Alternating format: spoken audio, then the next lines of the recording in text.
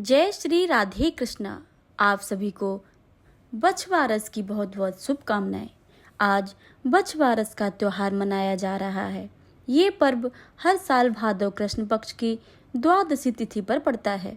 इस दिन माँ अपने बेटे की लंबी उम्र और सुखी जीवन के लिए व्रत रखती हैं।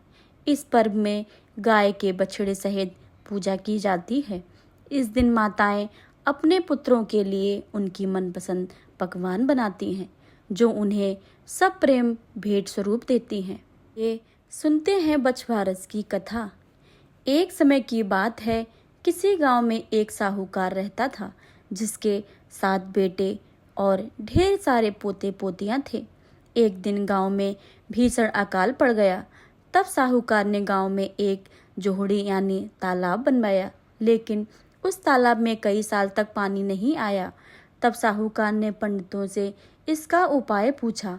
पंडितों ने कहा कि तुम्हें अपने बड़े बेटे या बड़े पोते की बलि देनी होगी, तब यहाँ पानी आ सकता है।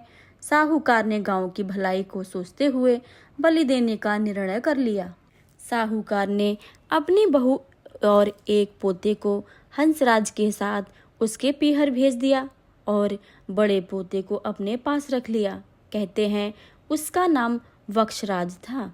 उस तरह से वक्षराज की बलि दे दी गई, जिसके बाद तालाब में पानी आ गया। इसके बाद साहूकार ने तालाब पर ही एक बड़े यज्ञ का आयोजन किया, लेकिन अपने पोते की बलि के झिझक में वह अपने बहू को बुलावा नहीं भेज पाया। बहू के भाई ने कहा कि तेरे यहाँ पर इतना बड़ा उत्सव है, पर तेरे ससुर ने तुझे क्यों नहीं बुलाया? मुझे बुलाया है, मैं जा रहा हूँ। बहू बोली, शायद काम में वे भूल गए होंगे और अपने घर जाने में कैसी शर्म, मैं भी चलती हूँ। जब बहू घर पहुंची तो सास ससुर डरने लगी कि बहू को पता लग गया तो क्या जवाब देगी। फिर भी सास हिम्मत करके बहू बोली कि बहू चलो, बछवारस की पूजा करने तालाब पर चलते हैं। दोनों जाकर पूजा करने लगी। सास बोली, बहू तालाब के किनारे कसुम्बल में खंडित करो। बहू बोली, मेरे 2 तो पुत्र हैं, हंसराज और वक्षराज, फिर मैं खंडित क्यों करूं? सास बोली, जैसा मैं कहूं वैसा ही करो। बहू ने अपनी सास की बात मानते हुए किनार खंडित की ओर कहा, आओ मेरे हंसराज वक्षराज, लड्डू लाओ। उसकी सास मन में भगवान से प्रार्थना करने लगी कि हे वक्ष वारस माता, मेरी लाज रखना।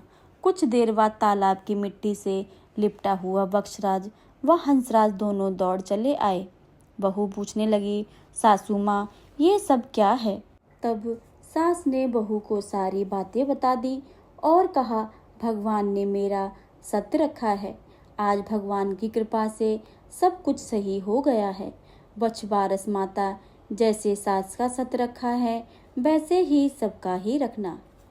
बछवारस की दूसरी पौराणिक कथा के अनुसार, जब भगवान कृष्ण थोड़े बड़े हुए तो उनके मन में गाय चराने की इच्छा जागृत हुई।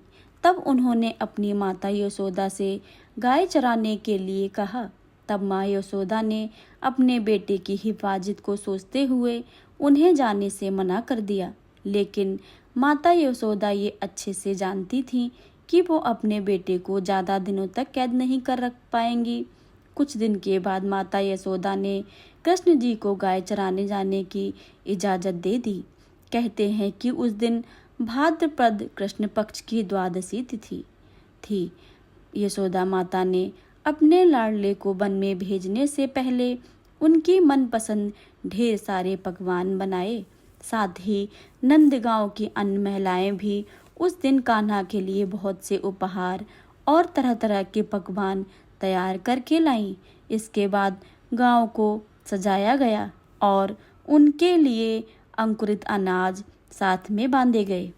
माता यशोदा को अपने बेटे कृष्ण की इतनी चिंता थी कि जब तक वह वापस नहीं लौटे तब तक माता ने ना कुछ खाया और ना सिर्फ अंकुरित अनाज का ही सेवन किया।